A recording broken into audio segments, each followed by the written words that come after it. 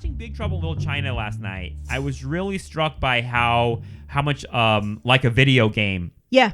Including the music was like a Double Dragon. I mean, obviously, it's like a mix of Double Dragon, Super Mario, and Mortal Kombat, which is incredible because Big Trouble in Little China sort of prefigures Mortal Kombat. Which steals all of it. The look of these characters, particularly the guys with the big straw hats, shooting lightning bolts. It is the Mortal Kombat characters. Yeah. And I think those are images that sort of would have been in...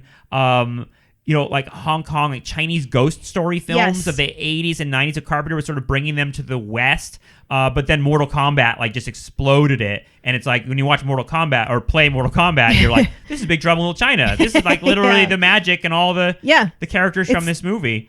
But yeah, it's a very video. And I know that Carpenter has a reputation as a gamer. He loves video games. And he's worked on video games and like done voiceover and stuff like that. But watching it last night, Big Trouble in Little China, I was like, dude, this is like a platform fucking video game. They're like crawling down under the... At times they have to like... He has to put a knife in his mouth and swim through pipes. It's all levels. There's up all, and down like, the elevators. Right. And use the elevators. And then there's monsters you encounter in the hallways every time and you stuff open like a door. Yes. Mm-hmm. Yes.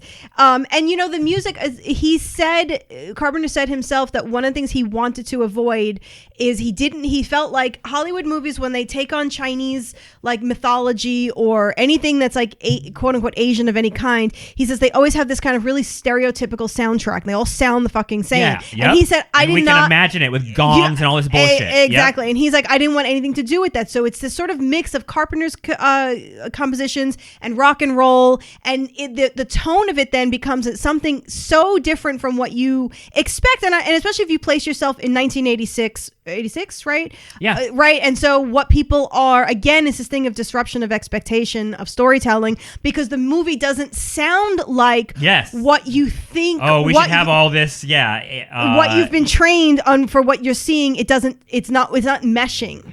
Yeah, you know what? I'm glad you said that about the music, because the music, you're right. The music could have been racist, literally. You know what I mean?